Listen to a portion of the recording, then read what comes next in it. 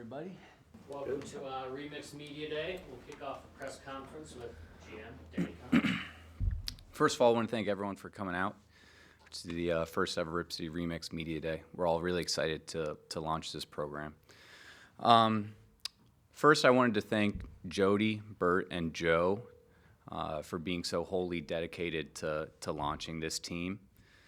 They've given us all the resources to be as successful as a program as we can be. So really grateful and thankful for that. Additionally, I'd be remiss if I didn't mention two of the original people who put the infrastructure together to build this team, and that's Krista Stout and Zach Williams. They did a lot of work initially with the league to put the infrastructure together, and now they've sort of passed the baton to Hannah and me. So grateful for them as well. We are extremely excited to get into the community and to be another team in this great Portland sports arena. We couldn't be more excited. Take questions. How does this ultimately help the Trailblazers with having the remix here in town, not having to travel, ride a bus, you're here?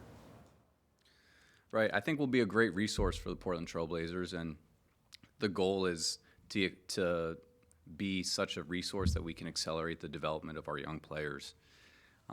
We've already had moments here where our Blazer players have been able to practice with the remix, and if we were 3 hours away or a flight away, that would have been a much more difficult task.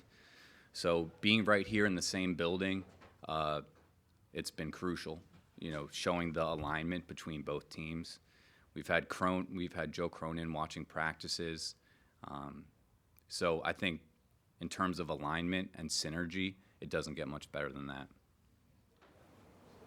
How much input or oversight are like Joe and his staff and like the assistant GMs having over this? Are they just kind of leaving it alone and letting you do it to help you get the reps of actually like making these moves yourselves, or are they giving their input on stuff? Yeah, I mean, any move we make, it's a organizational decision, between Pooh and me, and we're using the Blazer staff as resources. So there are decisions that I go to our leadership group for advice and for help, but they've also made it clear and they've empowered us to make these decisions ourselves. So there's a fine line between they've been helpful resources while also really empowering us to make these decisions. Other questions? What's been kind of the biggest lesson that you think you've learned through this whole process? I mean, you had tryouts, obviously, all the draft, like this whole process, putting this all together. What do you think you've learned?